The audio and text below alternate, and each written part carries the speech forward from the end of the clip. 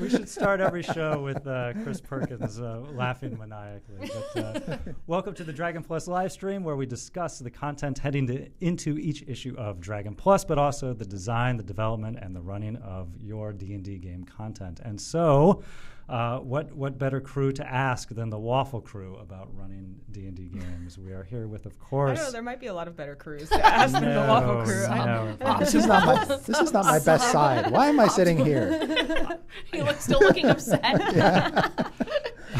Well, you look great. I've got the straight Oh, eye. there you go. Yeah, that's the view you want. But yes, of course, we're here with Dungeon Master Chris Perkins, Anna Prosser Robinson, and Holly Conrad from the Waffle Crew. Dice Camera Action normally streams Tuesdays 4 to 6 p.m. At this time. But we're on hiatus. You are on a hiatus, and when will you be coming back? September 19th. Okay. And with then, a vengeance. That's not what you want to hear from your Dungeon Master. We're used to it. Yeah.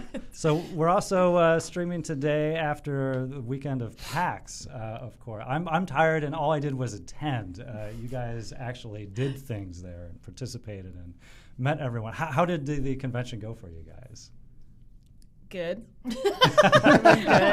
Go ahead, Anna. Off camera, they were saying it was the best one ever. It was. We did. It was the best one ever. It was. And Well, Chris and Holly did more with Dungeons, so I'm waiting for you guys to talk about it was Game. good. No, it was amazing.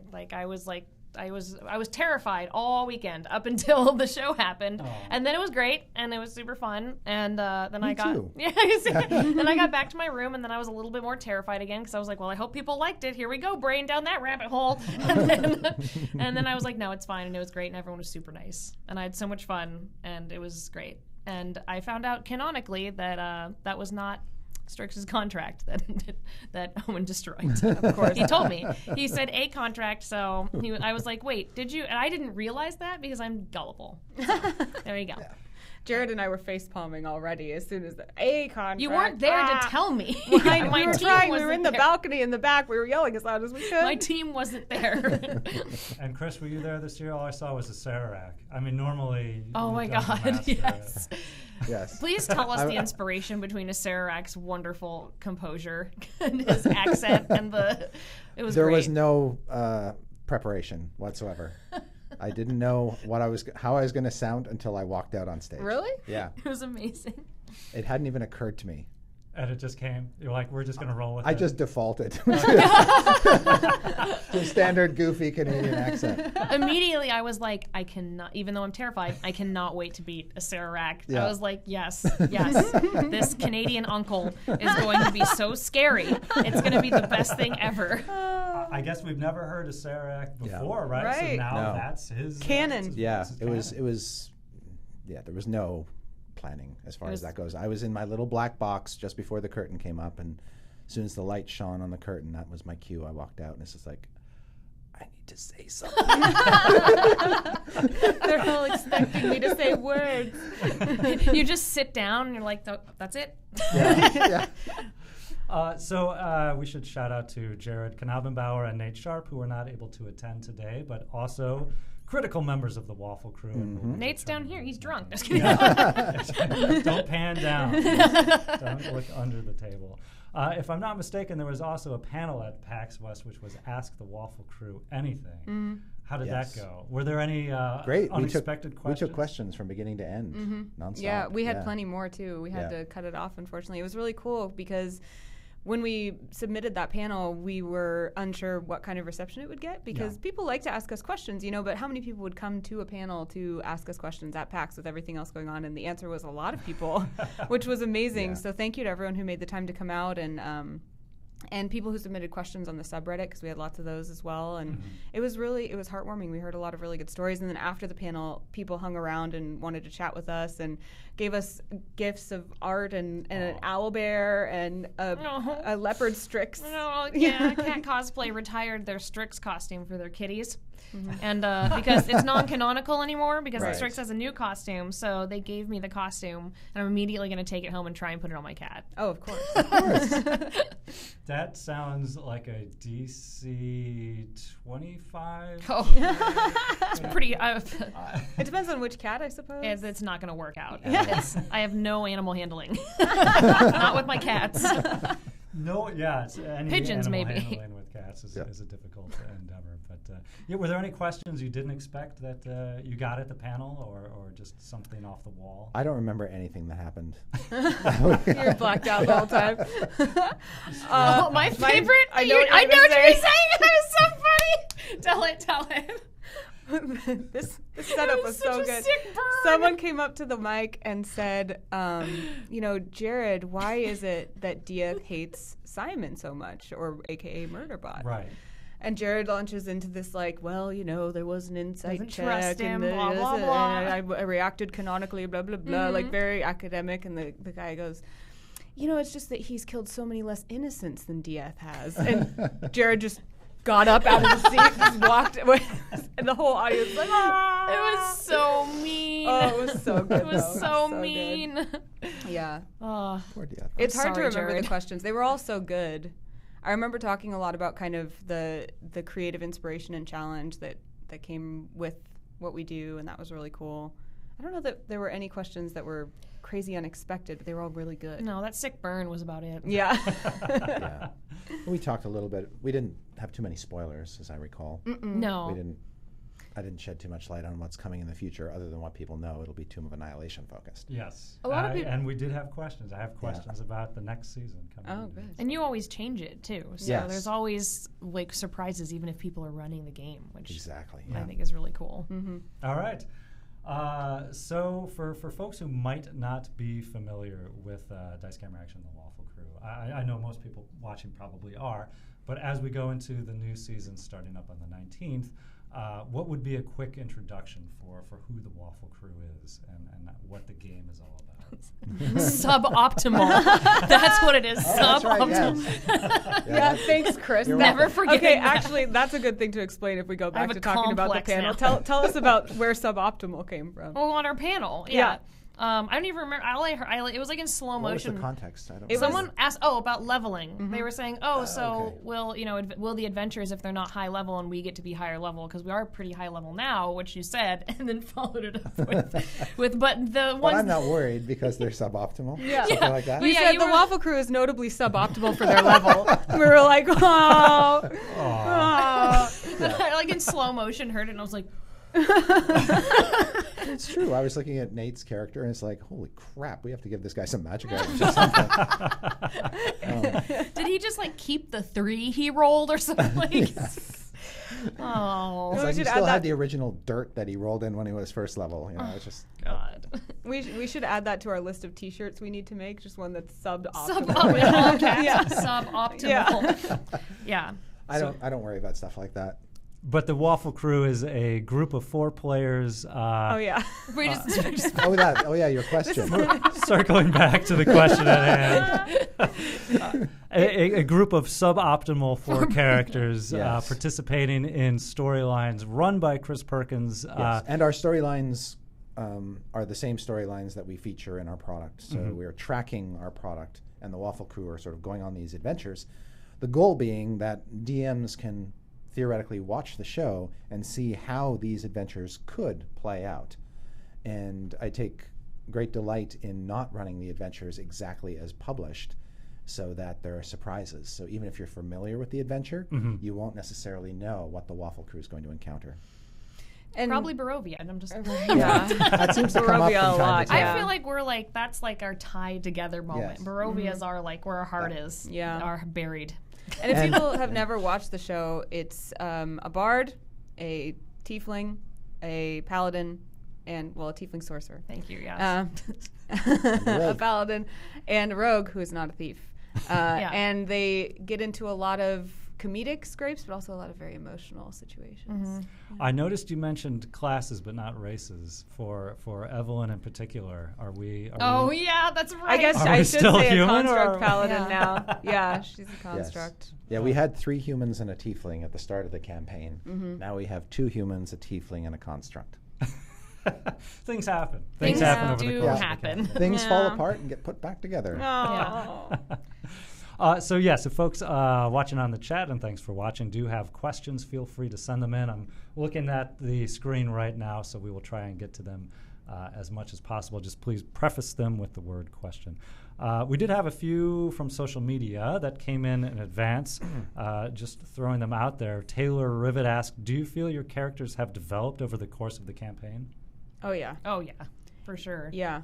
I think that there's still the root that we brought to the game, but they've had so many experiences that have allowed us to add a lot of depth and breadth to who they are, even like backstory things that we didn't know when we first started. And then also, of course, they've had so many traumatic things happen to them that it's affected how they see themselves and the world around them and how they see each other, because Yeah. they've kind of had to lean on each other a lot. Yeah, I prefer the word absolutely. bracing to Bracing. traumatic. It's fair. Yeah.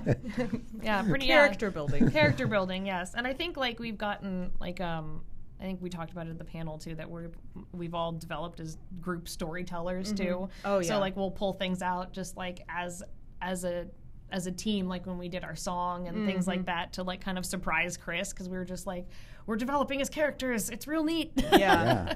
No, it's fun to see them become a little bit more realized, more painted. You know, they're just sort of like these blurry silhouettes in the beginning, and then you start to get clarification, and then color starts to come into them, and a dimension you start to see they're deeper than they were when we first saw them. So I guess for Except for Paulton. Paulton just gets more and more drunk. Yeah. And I Yeah. think eventually we'll probably see something come out of that. Yes. And I'm looking forward to that because it's going to be good. I think we've gotten snippets of the depth from Paulton. Like we've Yes. gotten, Don't be like me. yeah, That was don't be Yeah. like that was me rough. one I of was the- like, what? the wagon and the puppet and Yeah. everything, and then Yeah. even the whole Dark Lord thing, and the wedding and all of that. I think there was a lot of like hints there that didn't come to fruition because we smashed everything instead.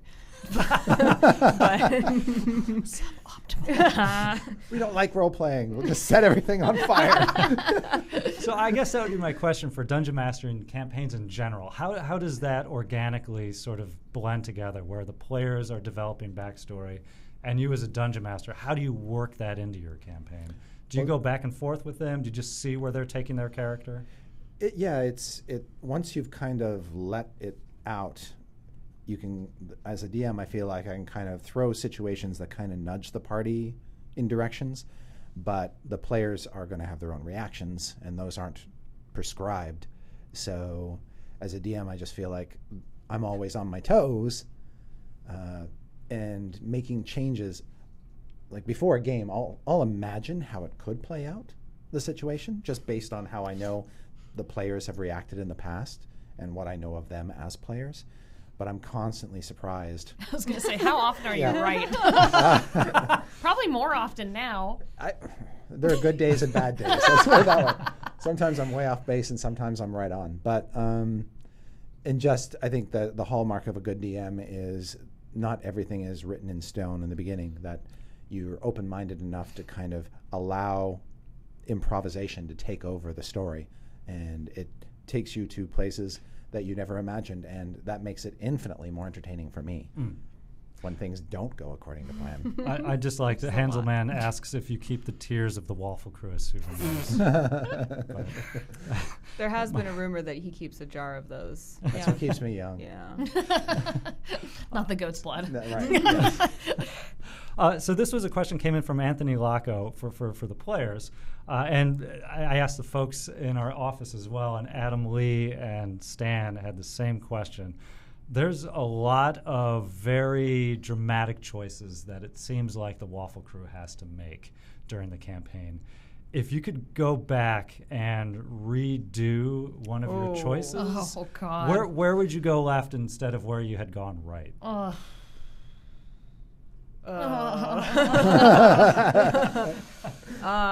Jeez. I can hear your little mental catalog. I know. I'm just like screaming. And I don't know. I mean, one of my rules for role-playing Evelyn is that part of her character is that she's overly optimistic and correspondingly decisive, that if she thinks this will go well, I should do it, she just does it. And so a lot of times if something occurs to me, my rule is I just have to do it. So I don't know if I can say I would change any of those things, because maybe just smash that big pulsating Yeah. metal heart with a beautiful axe. your face Yeah. when you did that, you were like, Yeah. I know it's going to happen. This will work. But this is going to, Yeah. I have to. They're referring to the fact that I had my holy symbol was also my battle axe, and Evelyn loved that thing, and she tried to destroy This artifact. a basically. powerful artifact, and it just shattered her signature weapon and holy symbol. Oh. Yeah. So I mean, I would say I would definitely redo that choice. I would. I don't know if that would be true. I think to if the Jared role. were here, he might reconsider letting the fire primordial out of the flask. Yeah, he would definitely At reconsider that. In fact, and accidentally incinerating a bunch of That- innocent slaves. That's the moment that I brought to my mind. Yeah. yeah, I Yes. think he would definitely reconsider that, Yeah. for sure. Hopefully, I Yeah. suppose the answer is hopefully Yeah. reconsider doing Yeah. that. As far as mine, I mean, they're like things that, like, people that I regret not killing. Oh, what about the hold person? Oh no. Yeah, I wouldn't have done that. Nope, I wouldn't have done that. That's referring to. So Strahd was escaping on Bucephalus. That was an edgelord name for his horse. And he had Irina on the back, and I thought that if I cast Hold Person, she would just fall off, and like she was close enough to where she would have been okay, or like we could have healed her or something. You know, she would have been fine. Like, we heal people all the time. She was not okay. She was dead. Like, she was super dead. And then we had a fight with Strahd at, like, I don't know, level 4 or 5. And Like a few episodes in. yeah, and I remember your face, Chris, and you were just like, well, all right then. I genuinely thought it was going to work. I thought it was fine. I really Fortunately, did. it was near the end of a session, so Yeah. we could just do, a cliffhanger, Right. and then I could think about it for a week. I'm sure afterwards like, you were huh. just like, Was not expecting her to die. you're like, what did I get into? And I guess that was my question for the Dungeon Master side of things. The characters go left. Do you plan if they go left and right? Oh, or- Jared's here. Hi, Jared. Oh, yeah, giving away Strahd's journal to the wrong person. That's what he said. Oh, Okay. good one. Yeah, is a good one. That's fair too. Sorry. Do you have to plan for whatever choices they have in mind, or? I don't plan that excessively. I do little thought exercises in my head when I'm just out walking about or doing other things. The campaign is always popping into my head, and I just imagine, well, what if I do this? What is likely to happen? And I don't care if I'm right or wrong. Ultimately, it's just fun to think about. Sure. Yeah. Owen Harper on Twitter asks a slightly different question. Is for the players, what was the most defining moment for your character over the course of Dice Camera Action so far? Do you want to go? Oh, you're thinking, and you're I'm thinking too. Like, It's hard anytime that someone asks like your favorite or the There's most so defining many. or the one. It's really hard because our characters so really many. have been through so many cool and crazy things.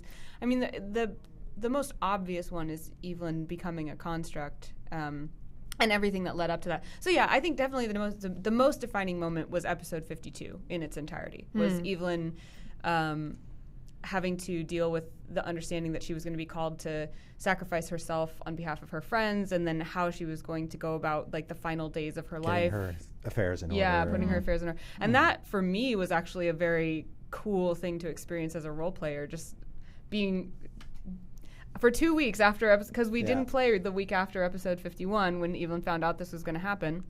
And those whole 2 weeks, people would be talking to me, and you could tell that like half my brain was just somewhere else. one eye is just like not looking right. You're just Because like, this part of my brain where Evelyn lives was just dealing with her own mortality and how she was about to die and like what, and it was very, very strange to go through that process with a fictional character in my head. Yeah, I think the same. Or the bloodbath episode for sure. For Strix, definitely. I mean, also when she said that the Waffle Crew was her family to Ezek. Yeah. The standing up to Ezek was, I think, That was one a of huge her moment pivotal for her, moments. where she fundamentally changed as a character. Yeah, and dispelled the brooms, which looked really cool That too. did look really So cool. it was just like, Yes. There are lots of good moments which I think are just fun cinematically throughout the entire series. Strix dispelling the brooms was one of them. which was awesome. And sort of taming the last broom. I know. You know, I wanted that broom. I was Yeah. like, and then I totally and knew I know, you wanted that I broom. know, and I looked, and I was like, in my mind, I'm Strix, and I look down and I see Dieth just getting, and I'm just like, just like throw the broom away. One thing I love to do as a DM is give players toys, and give characters toys to play with, whether it's animal companions or constructs or things, because I think everything you add brings out something new in a character. I would say another defining cinematic moment would be Winter Splinter. Oh yeah. Where the party fought the big giant evil He tree did such monster. a good job. Yeah. That was like the reason it's so well loved and so remembered is because it's one of the only times we did where such you a were good job. functioning as a Yeah. team and accomplished your Even goal. to this day, even to this moment, yeah. there That was was like once. episode 17 or Yeah. 18 or Yeah. something like that. There was Yeah, once. 19 maybe. So in the future, maybe it'll happen again. Yeah. Yeah. You never know. So there's been how many episodes at this point in the Dice Camera Action? 50? 60. 60 Yeah, episodes already. 2 seasons, 60 episodes. Wow. And so kind of just to walk potentially new viewers through. We've done a couple of seasons. And then where did we just end before you guys went on hiatus? And when we pick up on the 19th, we had the sort of the worlds collide at PAX. And then how does the campaign continue? Okay, well, season 1 was focused on Curse of Strahd. Season 2 was focused on Storm King's Thunder with a return to Curse of Strahd. They We weren't can't done keep us yet. away. I don't think we're still done yet. And at the end of this last season, after escaping from Barovia for the second time, the characters ran into Zondala, a airship captain, and her crew, and agreed to help her retrieve a missing artifact on behalf of the Harpers in exchange for passage on her ship. And that took them to a frost giant village called Cronenheim, where they confronted a white dragon, among other things, and a 3-headed frost giant, and met a figure who's going to play an important role in season 3 named Artis Cimber, who has the artifact called the Ring of Winter. And when last we left the party, Strix disappeared. No one else in the lost her. Waffle Crew knows what has become of her. That prompted Dieth to take one of his trinket keys and put it in his magic sword to activate a portal, bringing forth Shemeshka the Marauder, a powerful Arcanoloth, who will appear at the start of season 3, hopefully to get answers about Strix's whereabouts. At the same time, Hopefully. Paulton, who was beheaded in Ravenloft and then brought back to life with a resurrection spell, is now suffering the effects of the death curse. Oh, yes. His companions, Strix and Dieth, were suffering the same, but Evelyn made a supreme sacrifice to save them because she carried within her the blessing of St. Markovia. That blessing is spent, which means Paulton can't benefit from the same thing. So he starts off season 3 in a bit of a bind and will begin to deteriorate. And he didn't get his ice bird. And he didn't get it. Well, yeah, but Not yet. Not Not yet. yet. There you go. So when Strix disappeared, was this a surprise to everyone else? How much did you plan for them to know or not know about what was sort of taking place? Oh, they knew. They knew. Well, they technically, I mean, the people knew, but the characters didn't know, Okay. obviously. Right. Yeah, the Waffle Crew players found out that Holly was going to be participating in the At Ink Live game at PAX West, Okay. but they had no idea like how Strix would get there. Right. So before we get back into some of the questions, and as we pick up on the 19th, we're going to be looking at the Tomb of Annihilation as sort of the campaign grounding for That's right. for the next season. Yes. Any And it's possible that there could be leaks from the earlier seasons, just like there was in Storm King's Thunder. Maybe some Right. of Storm King's Thunder will bleed into Tomb of Annihilation. We'll see. I won't say spoilers, but are there any teasers for at least the first episode of what you might have in store for the Waffle Crew? I think So the first episode will start with Strix still missing. And a lot will depend on what they ask of Shemeshka. No pressure, Jared. No pressure, by the way. but Please ask the right questions. I think it's safe to say early on we're going to possibly learn some things about Shemeshka's history with the Waffle Crew, if there is such a thing. There's more to her than meets the eye, and her past is sort of woven into that of Strix, as we've sort of hinted at. And I think we'll see Diath unlock some secrets about his own family early in season 3. Ooh. He's looking forward to that, I think. Yeah. He's brought that up a lot. He's looking forward to figuring out who this Ashton Woodrow is. Yeah. And then I think the pressure will be on the party. Like, right now, nobody knows that Paulton has the death curse except Paulton. And Nate is not necessarily the most revealing player. So it could be some time before the rest of the Waffle Crew. I don't know when exactly. His Maybe face falls off. Yeah. Like, Yeah. uh-oh. Oh, dear. Well, it would be like part of his head, right? Yeah. Like Yeah. part of his head falls off. Yeah. So I look forward to seeing how Nate plays that. Little Death Becomes Her. Was Yeah, that the movie? he might not let on, or he might just be very upfront about it. I have no idea. Paulton, why are you wearing a sack over your head? You're wearing a lot of scarves Yeah. lately. That's fine. And then, the family is a little bit bigger now because we've got guest star Danny Hartel playing Captain Zonderla, and she's still with the party at this point. So she'll be our first guest star of season 3. Nice. And she's the one who made Chris's costume for Acquisitions That's Incorporated, right. and she does Yes. craft tags. And she even made a costume for her character Zonderla. Yeah. She did. It looked awesome. Which he was showing off at DragonCon. Yeah, it was amazing. And Yeah. you can watch her craft every week, Yeah. which I do. I love her show so much. Yep. So So, and we'll have other guest stars throughout season 3 as well, probably. which is part of the fun. Yeah, again, if you're not a regular viewer of Dice Camera Action, you should be. And part of the fun is the guest stars that come in and add. Yeah, we've had some fantastic. Oh my They're God, they've so all been good. so And great. they've killed almost all of them. Yeah, they've almost all of them have died. Yeah. So thank you. Not Morty Curdy though. He's still No, alive. oh my Curdy, God. Curdy. So good. I hope he comes back. Again, going back to character versus player knowledge, do you know in advance who the guest stars are going to be, or does Almost Chris never. spring No, them we on don't you? know. It's a surprise. And are you able to suss it out from the voices, or once they're on, are they instantly revealed? I guess. Yeah, as soon Yeah, as we yeah. get on the call, we when see they them. when we sign on to play, they're there. Yeah. But often they don't know what they're playing necessarily. We Right. never know like what character they're going to be or anything. Because it would spoil what we're going to experience. So it would be like Right. we wouldn't. Yes. We don't want to know what we're getting into. This was a question about the costumes for Holly. What was your favorite part of making the PAX costume? Oh man, I mean all the stuff that Chris gave me, because I didn't know what I was going to put on her costume, like until he gave me that whole list. And I was like, perfect. I'm just going to put all of it on there. I thought the witch hat was particularly. Oh, thank you. Splendid. Yeah, well, that was my first time making a witch hat. I'd never felted before, so I had done like little felted things. Yeah. So I learned how to make hats, Yep. and so I learned how to make witch hats. And now I'm just gonna make a ton of them for my cat, for my bird. Everything's gonna have a witch hat. So that was an awesome. It was like I got something the out of a shape Tim Burton real film. good. Yeah. Yeah. The shape was really really fun. I loved it all.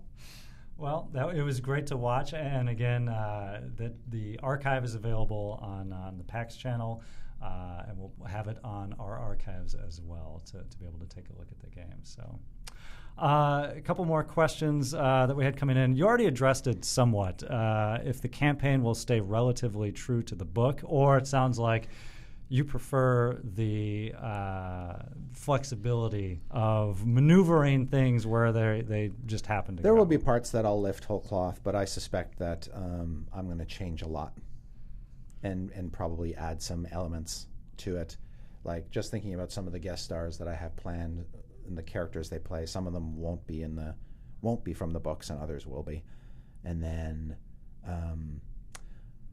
because I know how long the season is and how many episodes I've got to really make some decisions about what to keep and what to exclude.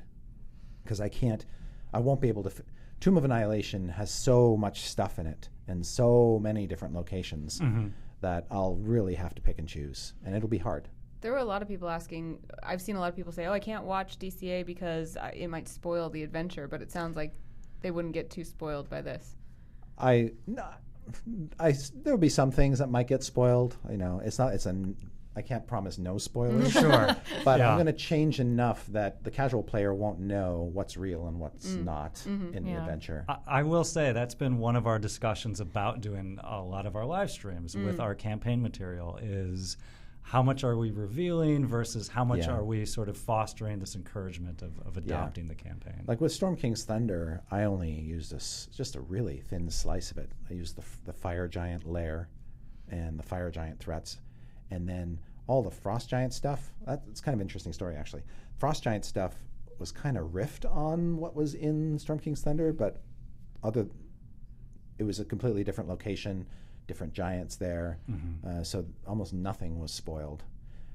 But originally, I had planned for that whole Frost Giant segment in Cronenheim to take up about 5 episodes. Oh, wow. It was 4 or 5 episodes long was I was planning for. I had to condense it down to 2 because it took longer to get back out of Barovia that second time Suboptimal.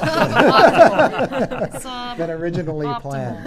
I thought, 3 episodes in Barovia, we'll just tie up the bit with, like, Paulton had his shadow stolen away. Yeah. That was a loose end that I needed to tie off. So I predicted about 3 episodes and it ended up being 5. Suboptimal. Yeah. We didn't realize that the book was just the thing we should have given him. It was right there. Nope. Hey. No, kill him. Kill him, poison him. First we'll try to poison him, then we'll set fire to his tapestry. His prized possession. Yeah. That was me. Then we'll try to steal away his bride and his brother. Yeah. We got Simon back. That alone, I'm sure, made it worthwhile for the Waffle Crew. Heck yeah. Thanks. Thanks for that. You're welcome. Thanks. Traumatized forever. Thank you. I realized halfway through the season that I had done a very bad thing by murdering Simon. You realized that halfway through the season? It just occurred to you? I felt like well, actually, I felt pretty good about it. I'm not going to lie. Jared was happy. It was a roll of the die. It was circumstances. He was pretty fragile. He got stepped on by an earth elemental, but it was a soul crushing moment. Didn't he get sat on? He did. He got stomped. And that's right. It was the other guy. That's right. Yeah. In my mind, he got sat on. He got sat, but then just like a butt print, and he was just crushed. I fully thought you were gonna let me resurrect him by because I took all the pieces to the toy maker guy and he fixed him up, and then that's my body now. I'm made from the pieces of my dead son. Yeah, but I always loved Simon, and I love the dynamic that he brings to the party. And so I was stewing and hemming and hawing over, is there any way I could bring Simon back? And so the return to Barovia and the flip back in time. Because originally you guys weren't going to go back in time. Right. I didn't know. Really? Yeah, that was sort of a last minute. Oh, this would be fun. That was fun. Time travel. And what that meant was you could find Simon again. Right. Speaking of you true. knowing what the characters would do, put a big box that rustles around in any room. and put wrapping paper around it with a bow. Yeah, and write, "Hey, Paulton" on it. It didn't even have to have his name on it. You just had to put it in as a present, and I knew they would open it. Yeah, that was a cinematic moment for me. With the box rustles and both Evelyn and Paulton. Boop. As this is just the characters. As Strix and Dieth are looking through the window, like, oh no, Yes. This is the perfect example. Yeah, one of the things I love about the show is every session I feel like we get so many cool cinematic moments where I can just picture in my head how awesome a scene in a movie that would be. Yeah, so if you're out there and you just want to make a Waffle Crew movie, we're listening. Yes. It's just a proof of concept. We'll take it I love from that there. so many of those scenes have an element of humor to them. Like there's a scene, it was after, just as Strix was disappearing in the frozen Frost Giant stronghold, when you were carving your name into the dragon that got turned to ice. Yeah. It's just this silly thing. But and the funniest thing is people were like, she respects beauty. She wouldn't do that. And I was like, she's making it more beautiful by carving her name in it, clearly. There's a question that's coming in now from Nova Strider, asking, when players are joking and flailing around in front of the huge, scary end boss, how do you keep them from just annihilating the heroes right away? And I suppose the question there is, do you ever need to steer the mood in a particular direction, or if the players are having fun, the game is good? Mostly the latter thing. If my players are having a good time, I'll try to sustain that as much as possible until there's a dramatic reason to change the tone. Mm-hmm. But mostly I let the dice play out as they may. And I also think of the villains as realistically as possible. Like, if a villain gets hurt, that villain is going to, if that villain reacts by withdrawing, that makes a lot of sense. Villains won't necessarily fight to the last hit point, if you know what I mean. Unless they're strong. Yeah, they behave like characters in a way. So they have the same self-preservation instincts, the same penchant for doing sometimes the wrong thing as the characters do.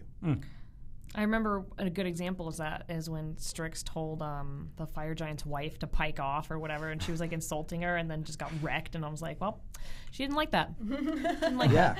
She didn't like that at all. There was a moment when Got wrecked. Strahd was chasing after the carriage containing his beloved and her groom, and you basically body checked him off his horse. Rolled a very rare 20 Yes. to bodily attack him. Yes. And by that time he was so frustrated by everything that had gone on that he did the very unwise thing of basically throw his sword at you. Yeah. And depriving him, because he wasn't a vampire then. Yeah. So yeah, but that's in that moment of exasperation, that was his move. That was what he would have done. Yeah. It's not smart on his part, but he was just pushed to that extreme. That's what we do to people. Yes. Just so everyone knows.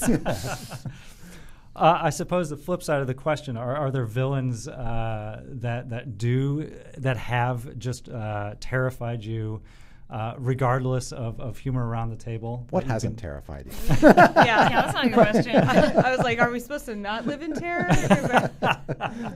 The most terrifying thing is when you read in Strahd's voice. Like, oh my God. It's so good. And I'm just like, all of us get so quiet. We're like, Yeah, there's an intensity that comes out, I think. Strahd's definitely the scariest. Oh, for around. sure. Yeah, you faced bigger things. Mind you, Duke Zalto was pretty with his big hammer. I think you might have put the fear in a couple characters. Oh, for sure. No, he was very scary. We're always afraid, but Yeah. We're always. yeah. It's funny because the ice dragon, it's like we roll to be afraid of the white dragon, but yet like we are all actually afraid when Strahd shows up. So like it's like we don't even need to roll; it's automatic. It's a little inside baseball, but that's actually something I don't like about dragon design. Is it's the built-in the mechanic. frightful presence mechanic? Because I think if you play the creature right, that mechanic is unnecessary. That's interesting because they're terrifying. Yeah. I mean the way how big you described it. We were just like, what? I guess that makes sense, right? The giants don't have to say, "Hey, we're as a power, we're also." I also big." like the terror. I like the terror of the unseen. Like you don't. There's that sending stone that you got in the very last episode, or that Zandala has in the last episode, where she's talking to a big dragon, another really big dragon. You only hear him talk through the stone. Right. You don't see him. I think that's pretty terrifying. That was scary, yeah. And I love letting players imagine the worst. I was gonna say the times that I've been most afraid have been our own actions. Yes. or just your imagination gone wild, or just the suggestion or implication of something terrible, like the whole baby eating thing. That's exactly what that I was was so thinking of. I was scary. There was genuine bodily reactions to Yes. fear during that. This was so Evelyn contracted lycanthropy. Right. You make it sound so clinical. She had this kind of She had a blackout mild moment case. where she woke up in the morning and she couldn't quite remember what she did, but she had blood on her, and there was a baby in the winery who was missing, and of course it gives me the heebie-jeebies even hearing it again. Yes, I just let Anna put those pieces together and let that sink in. And it was early in the game, so we're like, is he gonna do that? I was like, is he gonna do that? Is he the kind of person that was like, is this happening? Like, really? Oh, he didn't do it. You did. Yeah, we did it. We did it. And that's how it felt. It was like I was and this is all happening in fiction, but it felt so real. It's my fault for not trying harder to make sure that I didn't try hard enough to get rid of this curse. I didn't make myself safe enough. I wasn't taking this seriously enough. Like all of those things. It was crazy. Going into the questions, and again, thanks for sending them in. Sneaky Snake had asked if you had a permanent fifth member of the Waffle Crew, who would you potentially recruit as far as what role you would need added to your party? Like what kind of character? What kind Anyone of character? open for application. You're hiring a blank. What would the want for hire ad be? It reminds me, we had a question during our panel that was what celebrity guest would you want and we all said Dwayne The Rock Johnson. So if you're watching, Dwayne, you have an open seat. We don't know what his alias in chat is. Yeah, he could be there. But we need a warrior. We need a tank. Hey, I take hits. Now you are okay. Now you do. Granted, now you do. When you use both of them.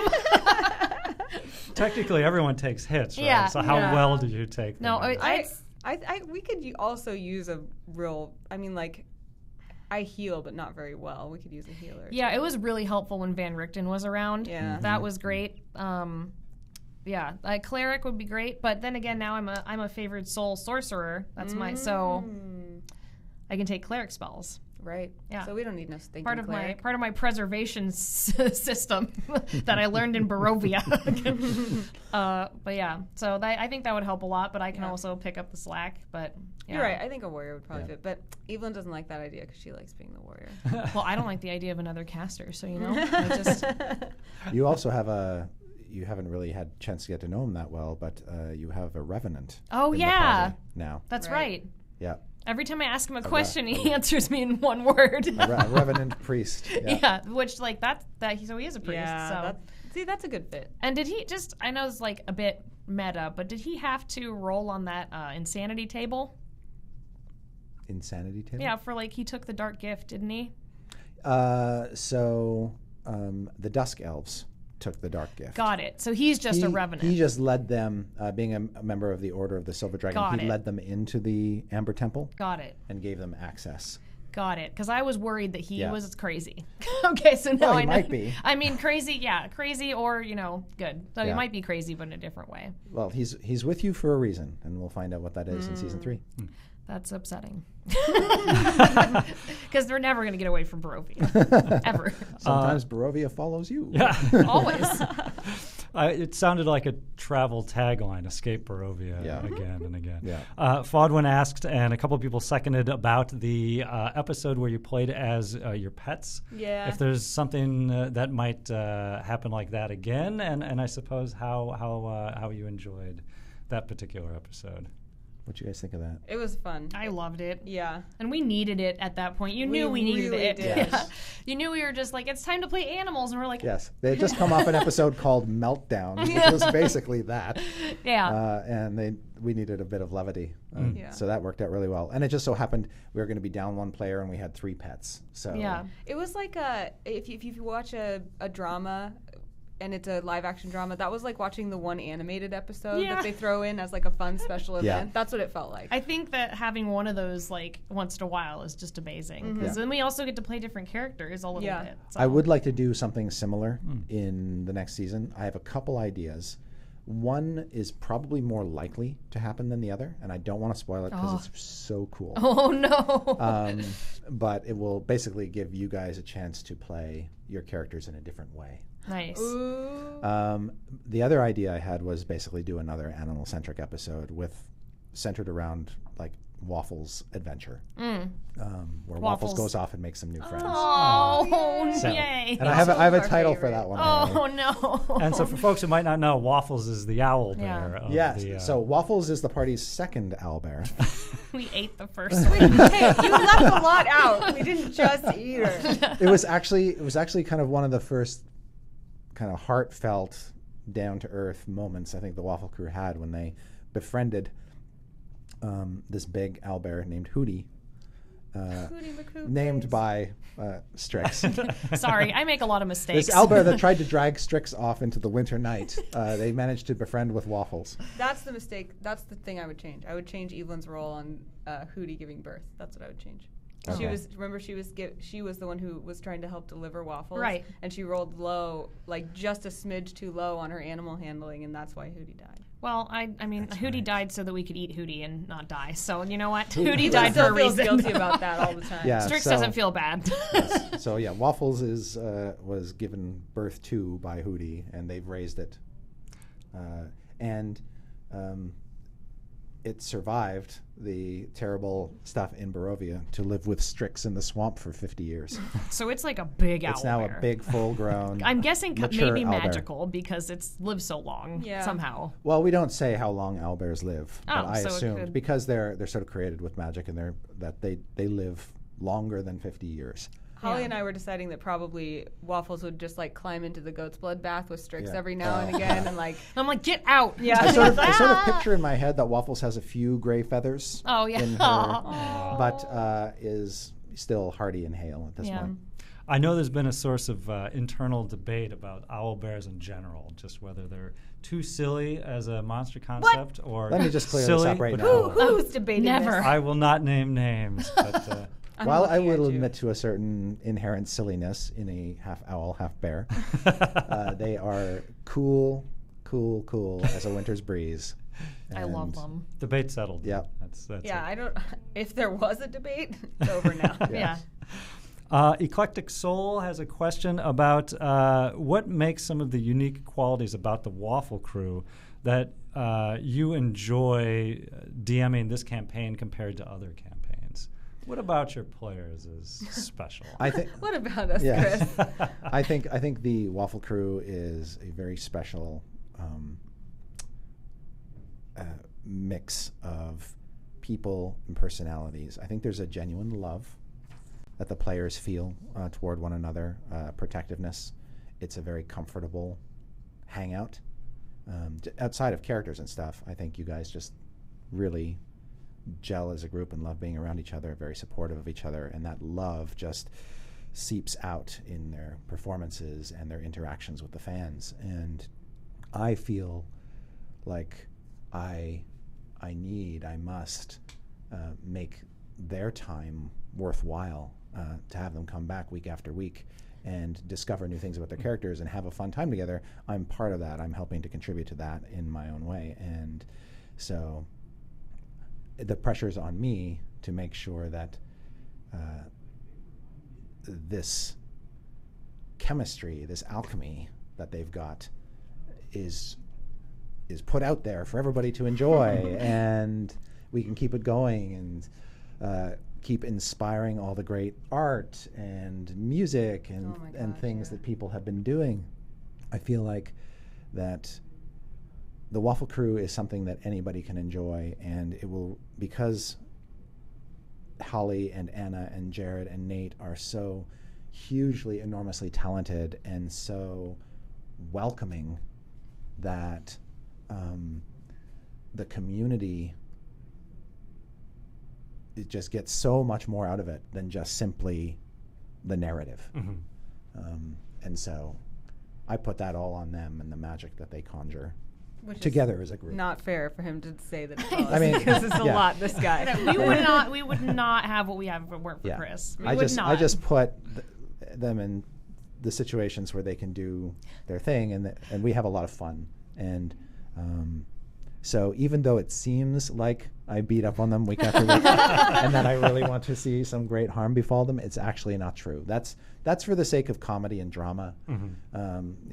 I said this at PAX West. There is an art to storytelling, and what we do is a kind of theater. It's a radio drama, but you can see our faces. And the two things that keep theater going are comedy and tragedy. That's why they have those masks up in the theaters everywhere. And you have to be able to strike a balance between those to keep interest going and to have this sort of roller coaster effect, the ups and downs, the peaks and valleys.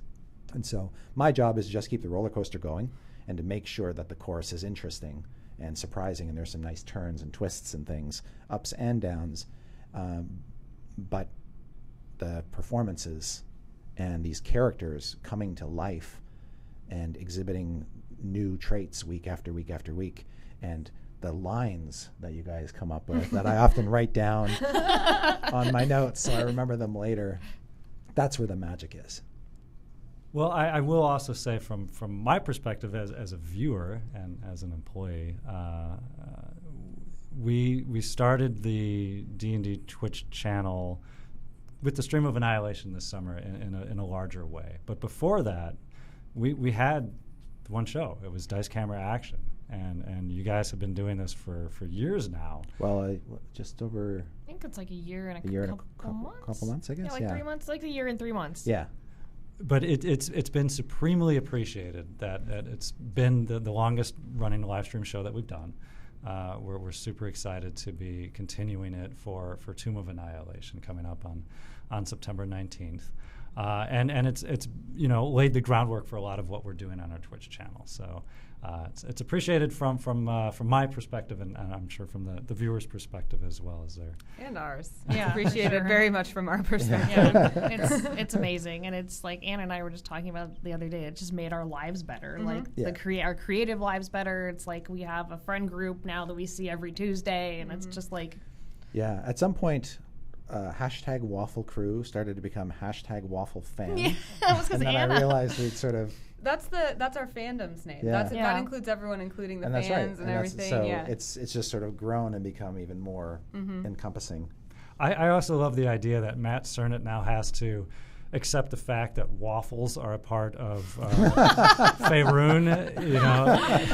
Were they not before? I mean, I don't. they're part of Barovia. Like that's. I mean, right? I don't know. I mean, we're just making this up. it is. I would say hilarious. sure. It's so Waffle Crew that in the first 10 minutes of the show we were like, we all like brunch. I guess we're called the Waffle Crew. Haha. Hope that doesn't stick. And then here we are. Well, the funny part is we were just stopped going to find good waffles. That was where we were going because Strix was a baker and knew of a good place to get waffles, and then we never made it. No, we never. Right. got that. Yes. That question does come up a lot, is where the name derived from. And it was episode 1, right? Where it was- Because we all like throwaway. brunch. Yeah, that's right. And I rewatched that the other day just to figure out like what did we say and how did that. And it was did we stick? like brunch, was it? It was Okay. because it was we were trying to figure out where are we all going together. and I did have that visceral. Oh God, I hope that's not the name of the party. Someone said, I think it might have been Jared said, "Oh God, I hope that doesn't stick." Someone said that, and I was like, "Oh no." Well, in any case, we will wrap up here as we get close to 5 o'clock. Thanks for everyone for watching. Apologies, we had more questions than we had time to address, so we would love to have folks back on when opportunity presents itself to ask some more about you. Just really quickly, one of the questions did come in. As we start up September 19th, Dice Camera Action, 4 p.m. Pacific. What level are we as a They are party now? 9th. 9th level. Yeah. Okay. But in us, that's really like, I don't know, like a 6th. Yeah, it means they could probably take another party of 4th level characters. Yeah, thanks. Oh. No, they do better. Suboptimal. You said that, but you didn't know. You didn't know. I think we have some older character sheets up online, so we'll have to get those updated so folks can see the current incarnations of the Waffle Crew. There were also we did that Q&A panel at PAX and it wasn't streamed, but I have a partial recording of it. So if people want to see the answers to, I'm sure, a lot of the questions that we didn't get to, I'll figure out how to post that somewhere. Sure. No, that'd be great. We could put it up as a D&D podcast and Yep. put it in the feed. And we have, for those who don't know, we do have a Waffle Crew subreddit. Yeah, Yes. the subreddit's Amazing. awesome. It's like the brightest little spot on the internet. Yep. And for subscribers to the D&D Twitch channel, I would say that about half of our emotes are currently derived from the Waffle Crew and their adventures, or from Chris Perkins and his beloved dog. Yes.